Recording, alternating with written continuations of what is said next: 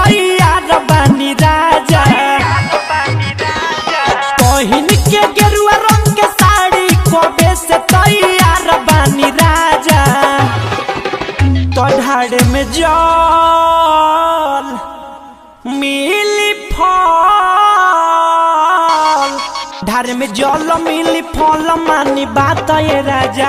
देवघर ले ले चली हमारो के साथ ये राजा। रौरा आगे जोड़ी हम दोनों हाथ ये राजा। देवघर ले ले चली हमारो के साथ ये राजा।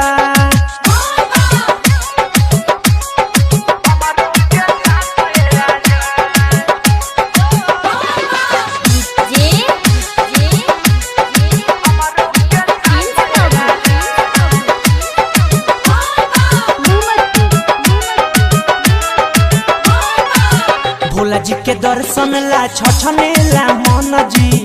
हमके घुमा दी तनी हमरो सजन जी। हो भोला जी के दर्शन ला छछने ला मन जी। हमके घुमा दी तनी हमरो सजन जी। नैहर से ससुराया गईनी करत इंतजार बानी राजा। नैहर से ससुराया गईनी करत इंतजार बानी राजा। तो ढार बजल मिली फल, ढार बिजल मिली फल मानी बात ये राजा। देवघर ले ले चली हमारो के साथ ये राजा। रौरा आगे जोड़ी हम दोनों हाथ ये राजा। देवघर ले ले चली हमारो के साथ ये राजा।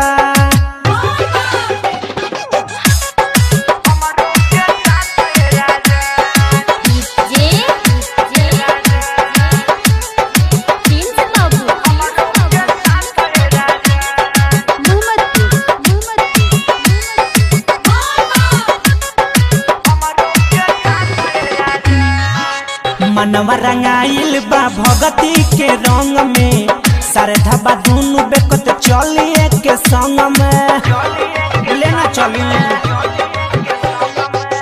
मनवा रंगाइल बा भगती के रंग में। श्रद्धा बा दुनु बेकत चलिए के संग में। पैचा कृष्ण मानी बतिया हम भूखल सोमार बानी राजा। नीरज निराल मानी बतिया हम भूखल सोमार बानी राजा। तो ढारे में जल मिली फल, ढारे में जल मिली फल मानी बात ये राजा। देवघर ले ले चली हमारो के साथ ये राजा। रौरा आगा जोड़ी हम दोनों हाथ ये राजा। देवघर ले ले चली हमारो के साथ ये राजा। पहिन के गेरुआ रंग के साड़ी कबे से तैयार बानी राजा।